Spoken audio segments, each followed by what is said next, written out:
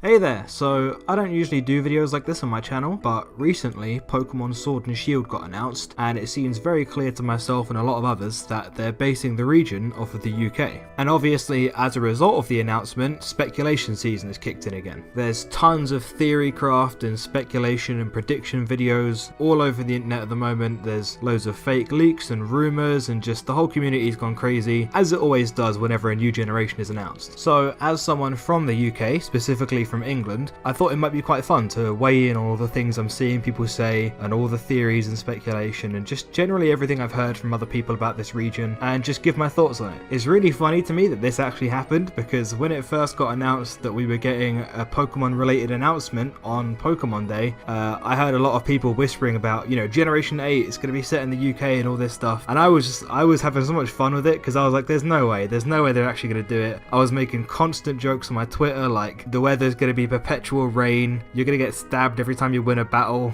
Pokemon Fish and Chips edition, all this stuff, because I was just so convinced. I was like, there's no way they're ever going to do a region based on the UK. But lo and behold, they actually did it. It actually happened. Certainly not what I expected, but it's very interesting to say the least, and there's a lot that can be said about it. So here it is. Here's what I have to say about it. So one of the first things we've been shown about Generation 8, one of the first things we saw in the trailer, was the map. The map of the region. It's called the Galar region, and myself and a lot of others have noticed that this map is effectively the UK map flipped upside down. So judging by a combination of what we can see on that map and the gameplay footage we got in the trailer, it looks like the player starts in Scotland and moves north. And this map is really fascinating. It's super big and frankly more detailed, I think, than any other region map we've had before. There's a lot to look at and there's a lot to unpack here, which obviously has given people a lot to talk about. There's also this red industrial looking town on the map that seems to be the same town where the starter Pokemon appear in the trailer. Judging by the look of it and its location, this town seems very heavily based on Manchester. Manchester is quite well known for having a lot of like red brick buildings and just generally being kind of like a red looking city, if that makes sense. But then the interesting thing about this city is this big tower in it. This tower specifically looks very heavily inspired by Old Joe, which is a huge clock tower at Birmingham University, which is interesting because obviously it's Birmingham and this city is supposed to be Manchester.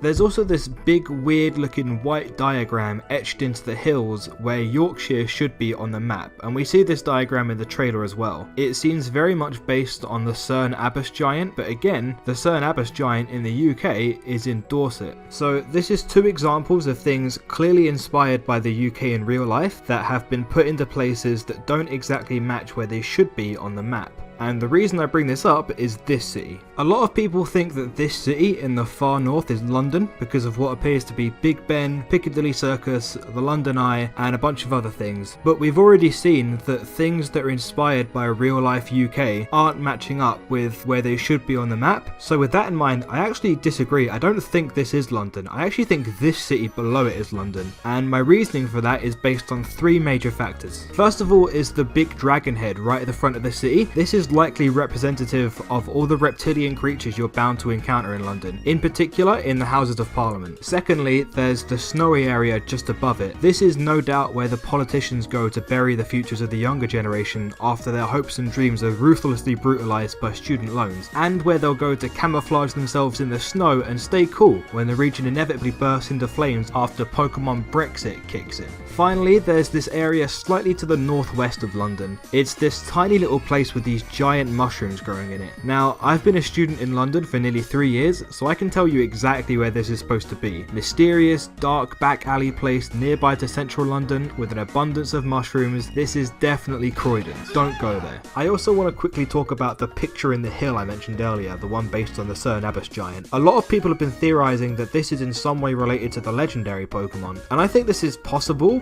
but I also have a couple other ideas. One, I think based on its reptilian appearance, I think it could be another reference to the lizards that run our country, but I actually think it's way more likely that Generation 8 is looking to bring back Mega Evolution, and this is in fact Mega Kecleon, and you can see him stepping on all his haters. Finally, a lot of people might be asking, well Brad, if the city with Big Ben and the London Eye in it isn't London, then what is it?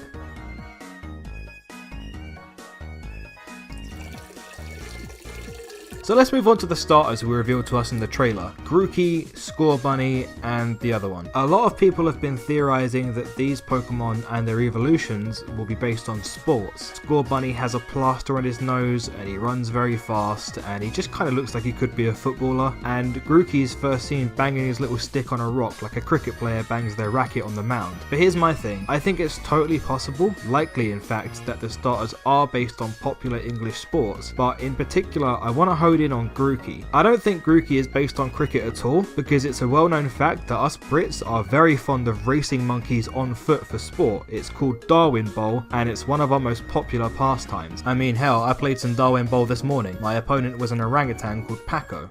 I destroyed him. I speculate that this is what Grookey is based on. He'll turn out to have a very high speed stat and he'll evolve into a Darwin Bowl player, like a monkey-human hybrid sort of thing. So that's all the theory crafting I can do based on the information given to us in the trailer. So now I'm going to move on to straight up speculation. It's no secret that Pokemon have been basing the in-game regions off of real life countries the past few generations, with Generation 5 being America, Generation 6 being France, and Generation 7 being Hawaii. And the cultures, wildlife and architecture of these countries have heavily impacted very tangible facets of the games, in particular the designs of the Pokemon themselves. I mean, just look at Generation 5's American influences. Big Red Eagle, patriotism, double scoop ice cream cone, nope, not going there. With Generation 8 being so clearly based on the UK, we have to look at UK wildlife, culture and architecture to guess some of the Pokemon designs. There's been a weird trend of Pokemon based on celebrities in the last few generations, so I think we can expect a Pokemon based on some of the culturally relevant people in the UK today. Maybe we could get a bug Pokemon based on David Cameron with the ability Emergency Exit, so as soon as his shit plans take one hit he backs down like a fucking pussy. It's a shame that we've already had a pigeon Pokemon in Generation 5, because that would definitely be appropriate for the UK.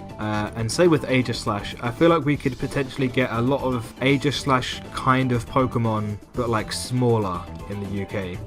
If you know what I'm saying. So particularly in Generation 7, you could see how the country that the region was based on really impacted the game's soundtrack. With Alola being based on Hawaii, you had this very tropical kind of percussive soundtrack. And I think that same kind of logic is going to apply here. Do you remember how in the original Generation 4 games, there was a huge problem in that the region hardly had any fire types, and they had to remedy it in Pokemon Platinum by making Pokemon like Houndoom available to you? Well, I don't think we're going to have that problem in Generation 8, because I think the whole soundtrack's going to be a type of fire. Don't be surprised if the Pokemon Company calling my boy Skepta to come in and lay down some bars. Hey, all I'm saying is you can expect to run into a lot of wild Grimer. Finally, one last thing I want to speculate on, and it doesn't really have a lot of evidence behind it, but I'm just saying if they base the Elite Four and the champions on the UK, I mean the Elite Four, there's so many possibilities, right? I think it should either be the In-Betweeners or the Arctic Monkeys, but the champion is an obvious choice, right? It's Ronaldo, baby!